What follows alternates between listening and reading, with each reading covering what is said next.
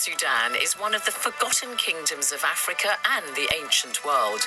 The kings of Kush reached the zenith of their power in the 8th century BC when they conquered their neighbor Egypt, and their influence extended as far as the modern-day Middle East.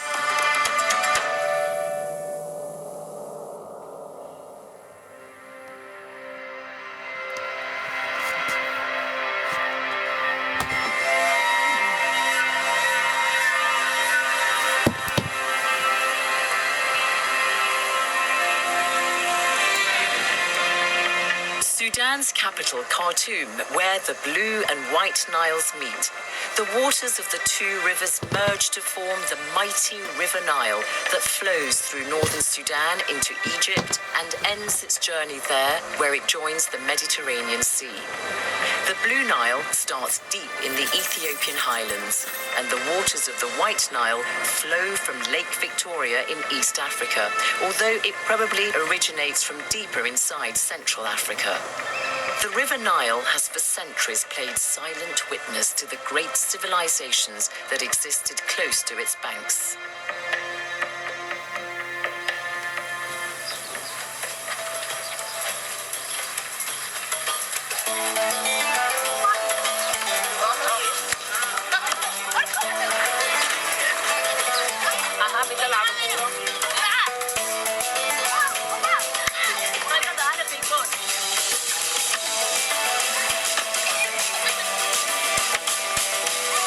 Unexpected game of football in the town of Karima in northern Sudan. The youngsters laugh, quite rightly, at my lack of goalkeeping skills. Personally, I don't think I'm that bad for a woman of a certain age. As I try to bridge the generation gap, so too does the town of Karima. It reaches down through the generations to a time long gone by when it was known as Kerma.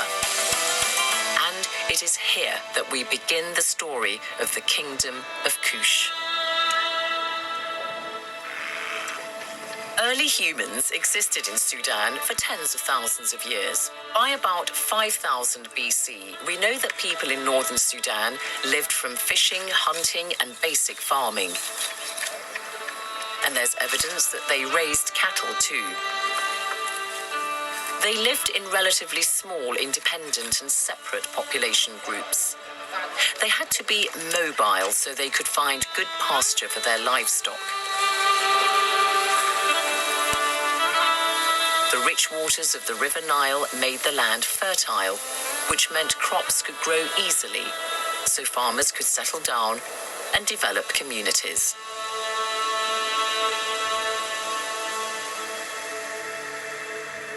The climate began to dry out gradually, starting from about 5000 BC across northern Africa, including what is today Sudan. This drove more people into the Nile Valley in search of hospitable land. It meant there were larger centers of population which became urbanized, and a hierarchy of chiefs or princes developed. By around 2500 BC, Kerma had become the center for the people who came to be known as the Kushites. Their buildings include large structures called tefufas, which stood up to 18 meters high. The ancient site of Kerma comprises two striking edifices, both built of sun-dried mud brick. They're known as the Western and Eastern tefufa. Behind me is the Western tefufa, which is believed to have been a temple. The Eastern tefufa is a funerary chapel surrounded by a cemetery of mound graves.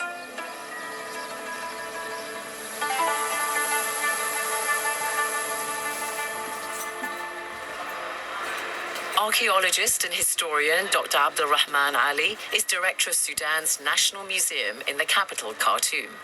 The two tefufas in Kerma, these are two monumental mud brick monuments.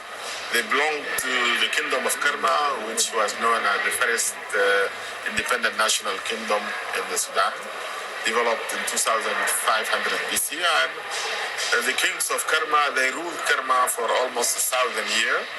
And Kerma was known as the first and big urban center in the sub-Saharan Africa. And these two monuments, they were used as temples, used by the local community and the kings. And in this monument, we could find the first indication of the utilization of the brick in the Nile Valley, that is in Kerma. An important fact about Kerma is that Kerma, during that time, it acts as a national symbol and united all the tribes of the Sudan in one agglomeration. We learn something about the inhabitants of Kerma from their death rituals, their customs, and what kind of objects they made and used. The traditional Kerma grave, like this one, is marked by a dome-shaped tumulus of earth, outlined by a ring of black stones sprinkled over with white pebbles. The body was placed on the south side of the burial chamber. There was also pottery in the grave. Dr. Shadia Taha is a Sudanese archaeologist teaching at Cambridge University in England. Pottery is always abundant in all archaeological sites because it doesn't decay and it survives in all environments and climates. Pottery found in Sudan gave us information about the Neolithic groups who lived in Sudan at that time, Bronze Age groups, and Iron Age groups. We know a lot of deal about the clays they use, the techniques they use, the styles, the decoration. It tells us about the complexity of the ceramics. It tells us about trade and exchange. And what we know now, that pottery was found in Sudan at 8000 BCE. The National Museum in Khartoum has many exhibits from ancient Sudan. Between 1780 to 1580 BC, Kerma culture was vibrant. The people wore beautiful jewelry. They had bronze mirrors, stoneware, and delicate pottery. Some experts believe the ancient Sudanese were the first to develop the technique of enameling pottery.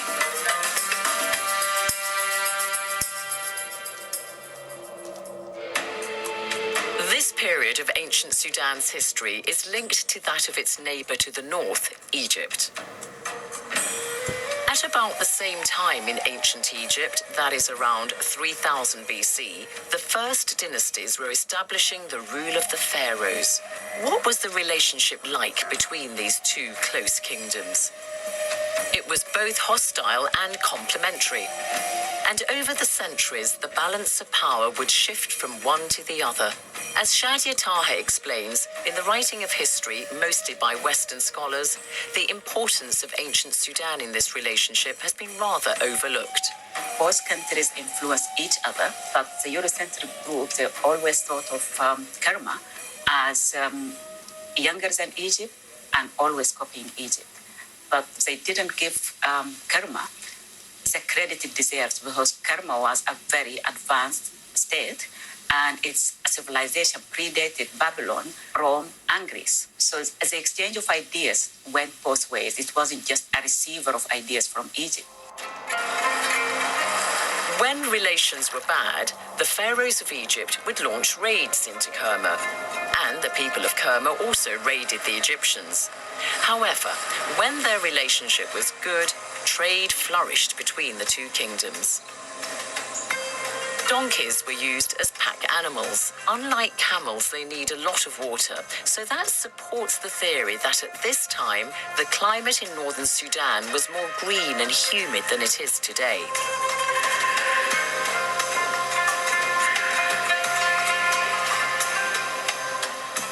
As well as moving goods overland, they transported them along the Nile on boats that were later dismantled. The wood was reused in Egypt for building.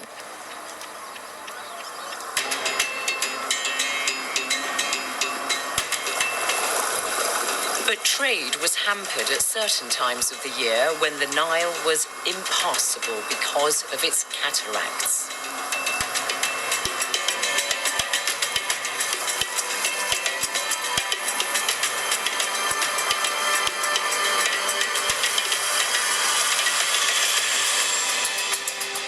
There are 6 cataracts in the river. The first of them is here at this very spot in Aswan in southern Egypt. The other 5 are in modern-day Sudan. And as you can see behind me, cataracts are rock formations in the river. And this meant that boats and ships would crash into them unless the waters of the Nile were high enough for them to avoid doing so. That meant that for a large part of the year, the waters of the River Nile were not navigable. So traders would have to use overland routes, and this was more arduous and took a longer time. Throughout history, the cataracts on the Nile gave the people of ancient Sudan a good natural defense from attackers coming by boat. Kerma laid the bedrock for the civilization of the Kushites. Kush was well known for its very powerful army. They were very fierce archers, and the Egyptians called them the land of the bow because of their skills in the bow. So they know their ability and their strength and their power. In 1650, the Kushites ransacked Egypt, but they just went back. Kush was a powerful state, and the Egyptians feared Kush. So during this period of history, the Kushites succeeded in increasing their control of trans-African trade through the Sahara to the detriment of Egypt. For thousands of years, camel trains have made this journey from the south across the Sahara to Egypt.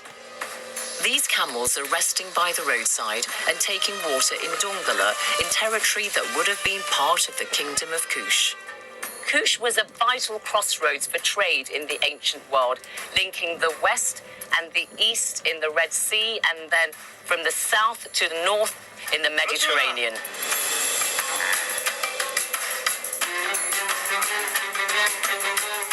The overland route through the hot terrain was difficult in the past and still is today. This man tells me they've ridden from Darfur in western Sudan and are on their way to Cairo. That's a distance of nearly 2,000 kilometers. 40 يوم 45 يوم وانت بادي من وين؟ على السلامة. I wish him well on his journey to Egypt and bid him goodbye. Trade across land and along the Nile was, of course, a critical source of wealth, and so the Egyptians wanted to regain control of this trade route to restore their fortunes. By 1550 BC, ancient Egypt was at the start of a new golden age, and powerful rulers like Queen Hatshepsut and Tutmosis III made it their mission to build up Egypt's trade again. Tutmosis III sent an army up the Nile and defeated the people at Kerma. Now Egypt could take full advantage and exploit the kingdom's resources.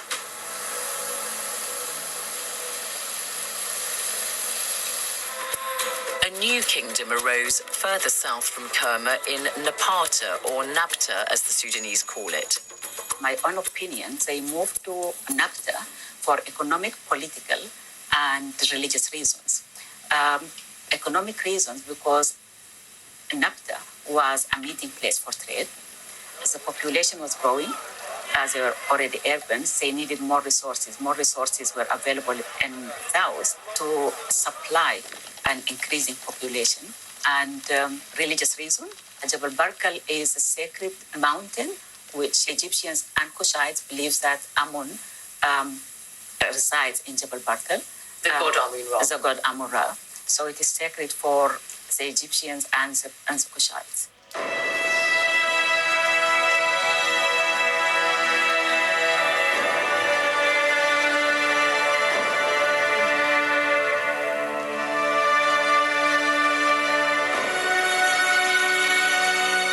The Kushites' new kingdom at Napata is near the modern-day town of Karima by a mountain known today as Jabal Barkal. Their move coincided with another decline in Egypt, which had become so engulfed in its own internal rivalries that it paid little attention to Kush. This meant the kingdom at Napata, which began in El Kuru, could develop undisturbed.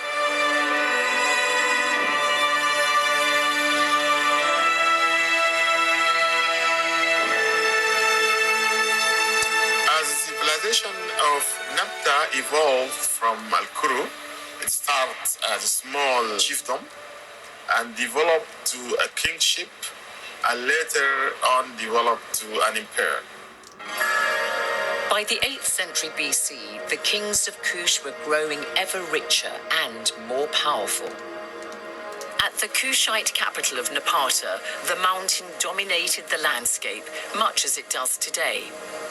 In its shadow, life goes on in Al-Kuru. Time, I think, to abandon the open desert in search of human inhabitants. أهلاً السلام عليكم شكراً ازيك يا أفرا ازيك كويسة تمام أهلاً ازيك يا أيوة أنت أبو روف. I want to get a feel for the kind of settlements that existed in the ancient kingdom of Kush and how far some of the ancient customs and practices still exist in modern-day Sudan. So I've been asking the ladies of the house to show me things which I know were used in the era of the Kushites and which I know are still used today. And this is what's known as a zeal. And this was used in ancient times to keep water cool.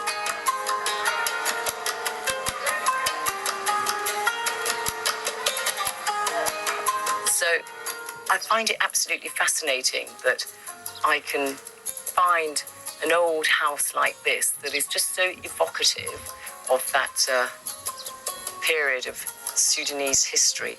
You can see the traditions of the Kushite kingdom still living on in the people who inhabit this area. People here eat the same grains and use similar earthenware storage urns. And the style of beds is one that has been in continuous use since ancient times. I remember beds like this from decades ago in the Sudan, but of course people have since moved on and tend to use mattresses, which is why I suppose why this has just been used as a repository for dates. So the wooden bed have an important significance to the Sudanese community through the whole period from Karma, from 2500 BC up to now, because it have a significance in the daily life for wedding. The bride and groom, the ceremony started on a wooden bed, we call it angreb, and even for circumcision of the boys, it was used. And finally, it was used to carry the deceased. If somebody dies, he will be carried to his final destination by a bed.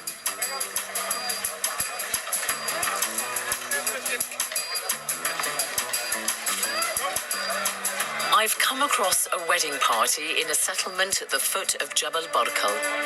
The men are gathered waiting for the ceremony to start.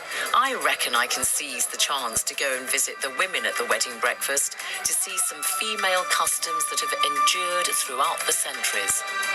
ازيكم اهلا وسهلا عايز اسلم على العريس ازيك هذاك العريس شكرا. The bridegroom very helpfully takes me across the road to meet the ladies.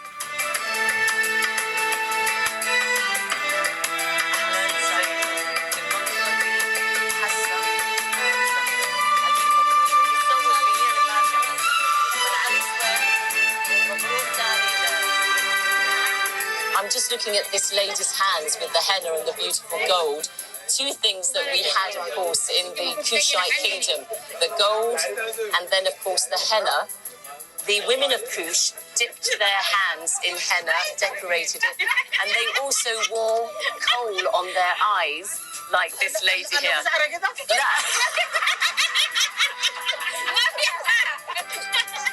And this is the holder that the coal is kept in today. And the bridegroom's aunt, Samira, is going to show us how they would use it. Amazing. She did it without any mirror. Kushite women, like one famous princess who lived in the 8th century called Amenirdes, wore elaborate jewelry. She probably had fine gold rings, bracelets, and colourful beaded necklaces, like these in the National Museum, some made of ostrich eggshells.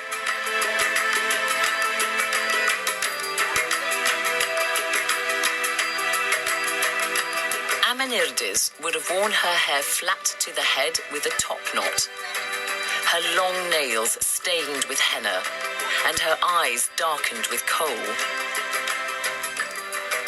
So you can see the continuity of tradition is very much alive amongst the women at the wedding preparations. And you can also see it in the very masculine pursuit of wrestling, an activity which has stood the test of time. The Kushites were renowned wrestlers and were held in high esteem for their skill and fighting ability. Today in Sudan, especially in the Nuba Mountains in the southwest of the country, wrestling tournaments are held regularly. In days gone by, the Kushites would have engaged in such wrestling matches for sport. These local young men are clearly letting off a bit of steam as well as entertaining spectators. By the early 8th century BC, ancient Egypt's fighting capability was much diminished. The country had grown weak and it could no longer ward off invaders. Egypt came under the rule of princes from Libya who had their own traditions and religion and had no regard whatsoever for those of the Egyptians. This was a source of great dismay for the Kushites. Through centuries of interaction, the Kushites had a religion and culture similar to the ancient Egyptians. They spoke their own Cushitic language, though they used Egyptian hieroglyphics for writing. By 750 BC, the Kushites had had enough of the decadence of the Libyan princes and their allies in Egypt. At that time, Kush was ruled by a king called Kashta, and he believed it was his duty to save the Egyptians from further ruin, so he decided to invade Egypt. We don't have any depiction of Kashta, but presumably he was not unlike the kings who succeeded him. Kashta's ambitions in Egypt were limited. He simply wanted to protect the religious center of Thebes, modern-day Luxor, in southern or upper Egypt. King Kashta was a force to be reckoned with. He owned the gold mines in Kush and controlled the River Nile and land routes for luxury goods like ebony and ivory from further south in Africa. At his base in Napata, between the third and fourth cataracts of the River Nile, around 450 kilometers north of the modern-day capital Khartoum, Kashta ruled over a flourishing community of Kushites. King Kashta's main place of worship was at the nearby temple of Jabal Barkal. From a distance, it's imposing, and as you get nearer, you can begin to make out the well-preserved remains of the temple. Kashta's army was renowned for the skill of its horsemanship and its archers, who would dip their arrowheads into poison to make them more deadly. Their speciality was to shoot their opponents in the eye. Kashta's army first took Thebes, the religious capital of Egypt. For the most part, the Kushites were welcomed by the locals there, grateful that their co-religionists were seeing off the heathen Libyans. With Thebes secured, Kashta could rest easy. 3 years after he'd begun the campaign into Egypt, King Kashta died. He was buried in Al-Kuru in his homeland of Kush. Kashta's body was mummified in the Egyptian fashion and placed in a highly decorated wooden coffin covered in gold foil with inlays of colored glass and lapis lazuli. His body was placed facing east in the direction of which the sun rose, and the coffin was placed in a grave like this, above which a huge pyramid would have stood. As befits a dead king, Kashta would need a large number of grave goods for the afterlife. Pottery, personal ornaments, and jewelry were buried with him beneath his pyramid.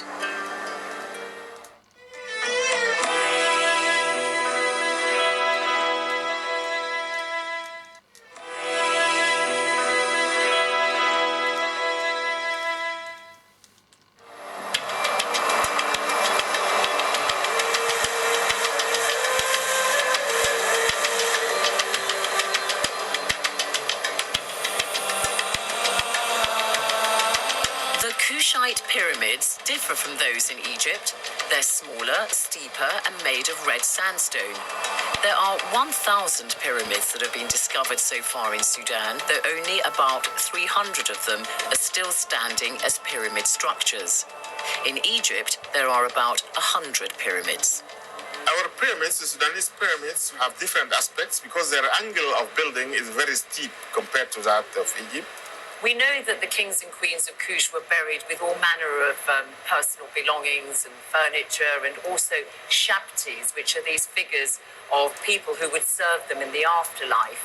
Were they actually ever buried with real live human beings? This is the idea of accompanying the deceased, because in one grave, in 1916, in one of the kings of Karma grave, some of the deceased were covering their faces with their hands. So it means that these people were maybe put into the grave, intoxicated or drugged, and put to accompany the king. In the later period, there is no indication of intentional accompanying of the king, but they put the shabtis to serve the king in the afterlife.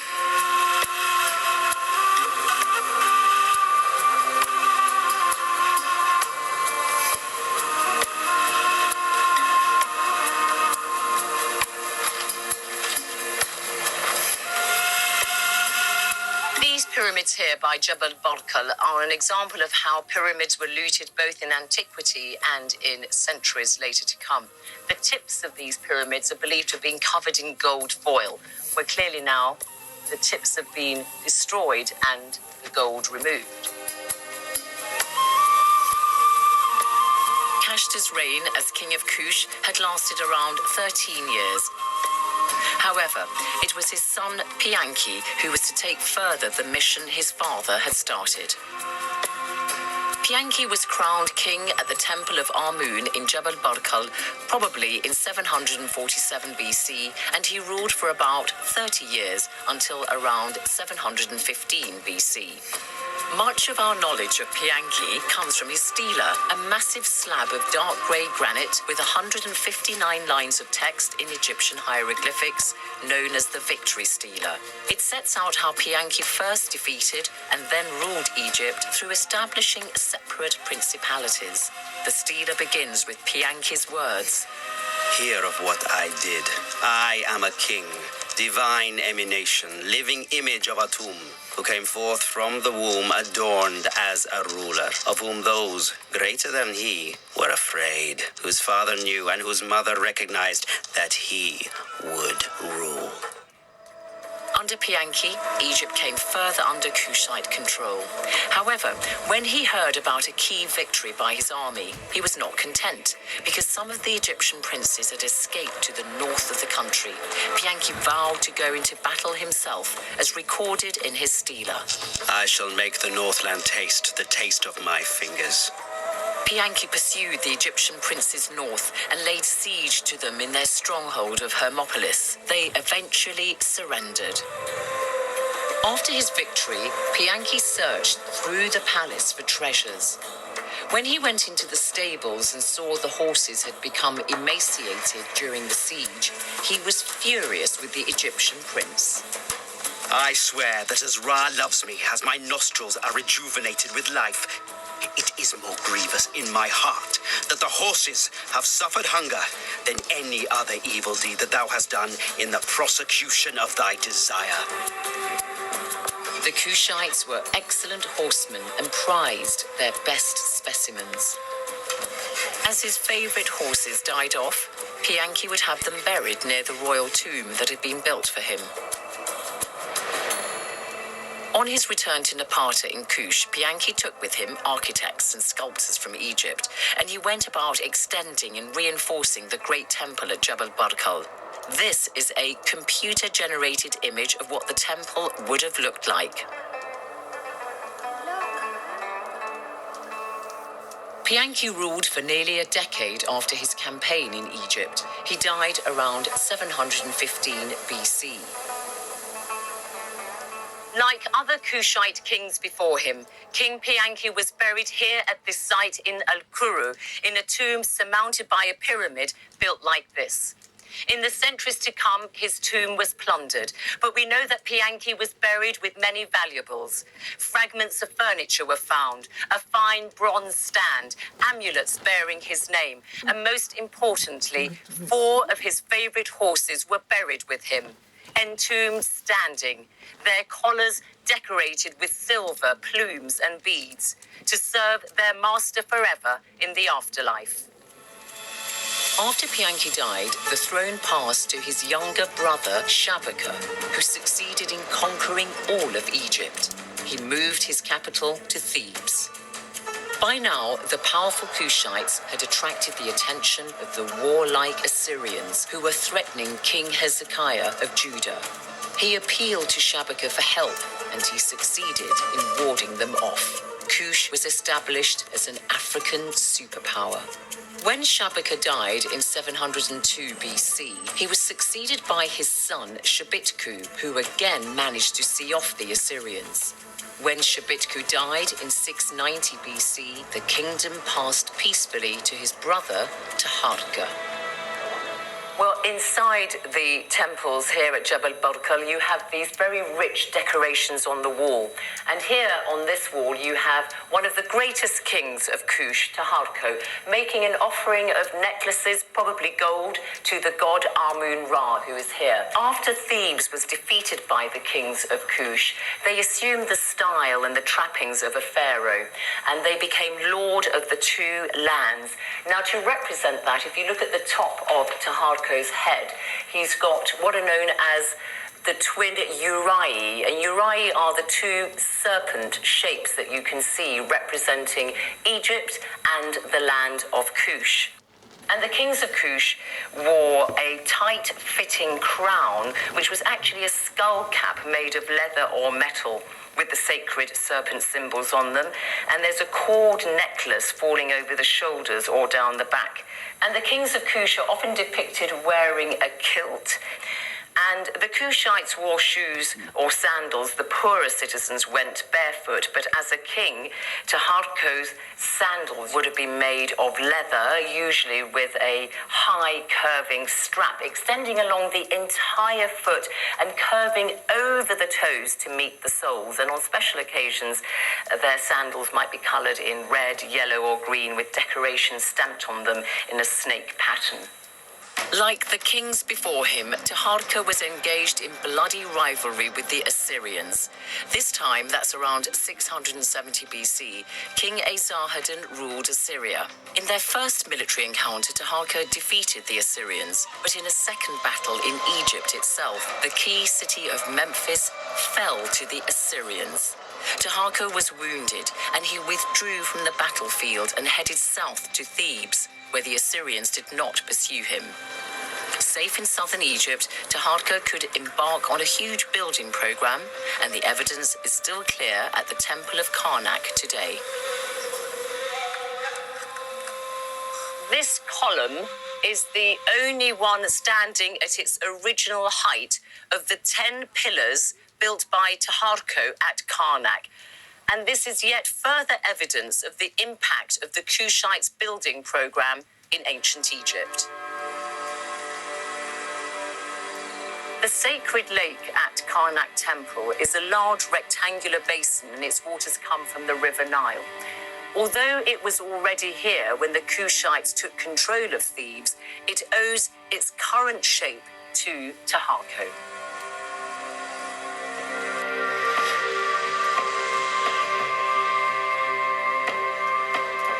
After an eventful life, Taharko died probably in Egypt. But he wasn't buried in the royal cemetery at Al-Kuru, but here in nearby Nuri, he chose the highest spot in the area for his pyramid, which is the biggest of those still standing. Some archaeologists believe that it was originally enclosed in a much bigger monument. Taharka may not in the end have been able to prevent the Assyrian conquest of Memphis and the Nile Delta. The combined might of the Assyrians and their Egyptian allies proved too much for him, but his power and standing were recognized even many centuries after his death. In fact, he's mentioned twice in the Bible. After Taharka's death, the crown passed to his nephew, Tantamani. Tantamani became king at what could hardly be described as an auspicious time. Part of his kingdom was in the hands of the Assyrians and their Egyptian proxies. Tantamani decided to go to Memphis, not far from modern-day Cairo, to try to reclaim the city for the Kushites. Tantamani captured Memphis back from the Assyrians and restored his dynasty's glory, but his pride was short-lived. The Assyrians took the religious city of Thebes. They looted and utterly destroyed it. But deterred by the harsh climate, the Assyrians did not venture further south beyond Thebes and retreated. The loss of Thebes severely undermined Tantamani's prestige. He returned to Kush humbled, but he remained king there until his death. His defeat by the Assyrians marked the end of Egypt's rule by the Kushite kings. They had formed the 25th dynasty of the pharaohs of Egypt, a period that had lasted nearly 100 years. The balance of power now shifted back to Egypt. The defeat of the Kushites in Egypt meant the sun had set on the golden era of the kings of Kush. They never returned to Egypt, but they did continue to govern in Kush, here in northern Sudan, for another 1,000 years.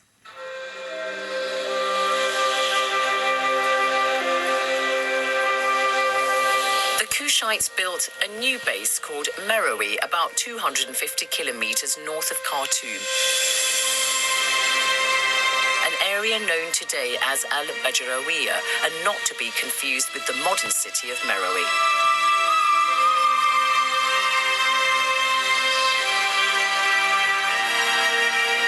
This is the royal cemetery of Meroe, but it wasn't until the 3rd century BC that the kings and queens of Kush were buried here. The Kushites quickly developed a new and prosperous kingdom here. People began to farm as well as rearing livestock, and Meroe became a central point for commerce. An abundance of iron ore led to the working of iron. Because metal at that time was very precious, they traded it. Their trade included Egypt, through Egypt to the Mediterranean. It went to India and China and to the rest of Africa. And that is why they became wealthy. Caravans and the trade in iron, beads, and glass and linen. Because they had the iron ore, they had the river Nile, they had water, and they had organizations. Ironwork in Meroe is equivalent to industrial revolution in the West. The royal family lived here at the royal city. The buildings included a palace, a library, and baths. The royal city is the best preserved part of the ancient city of Meroe. All around you, you can see the remnants of buildings, monuments, and structures of a civilization that at its height enjoyed all the attributes of urban life.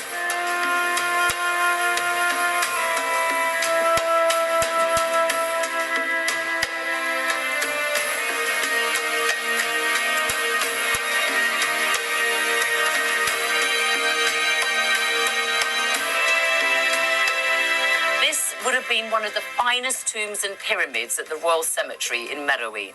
It was for Queen Amani Shahito, who ruled Meroe at the end of the 1st century BC. It was full of fine jewels and other belongings to serve her in the afterlife. But her tomb was plundered by the Italian archaeologist Fellini in the 19th century.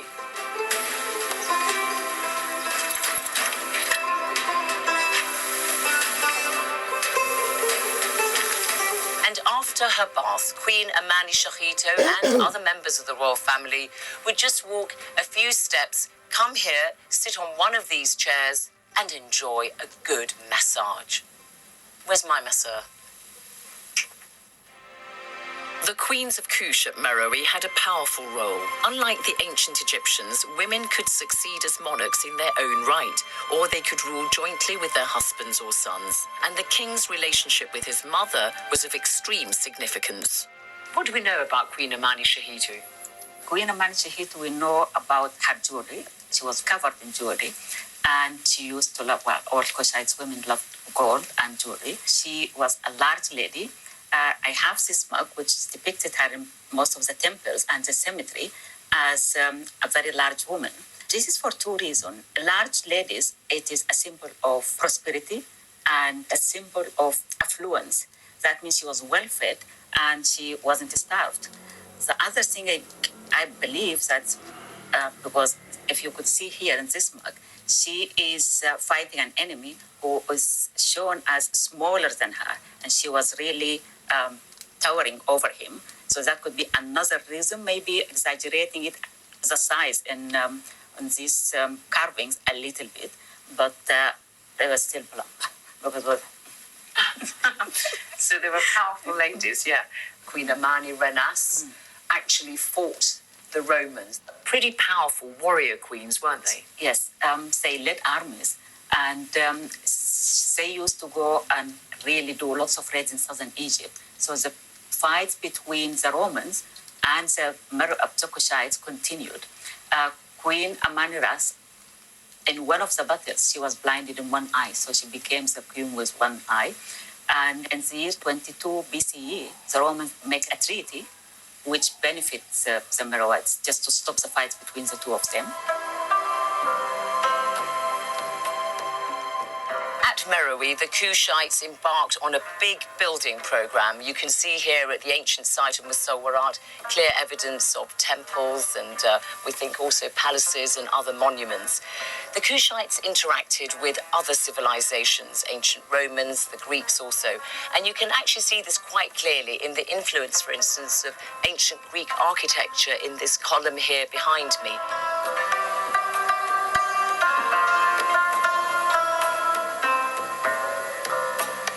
Until the 2nd century BC, the Kushites had written in ancient Egyptian, and then they introduced their own form of hieroglyphics, which is also pictographic, like the ancient Egyptian one. And it's one of the great mysteries of the Kushites. We just simply cannot read their Meroitic language. We have an idea of what it might have sounded like, but we can't understand it. Why did the Kushites introduce their own hieroglyphics? Well, we believe it's because the population formed in smaller groups and began to move around, and so they needed to communicate with one another. The Meroitic era of ancient Sudan boasts many fine buildings, which showed the Kushites lived in some style in this period. In the mid-1st century AD, King Natakamani and his wife, Queen Amanitere, were prolific builders at the site of Naka. There were statues to Epedimac, the lion god. The Kushites worshipped the same gods as the ancient Egyptians. However, Epedimac was unique to them. But the success and riches of Meroe attracted envy from a powerful new kingdom called Aksum, in what we refer to today as the Horn of Africa. The Aksumites put Kush under pressure, contributing to its decline in the 4th century AD. The fall of Kush meant a glorious chapter in the history of ancient Sudan and Africa came to an end. In the next program, we find out about the Kingdom of Aksum, what led to its rise, and why it was described as one of the 4 great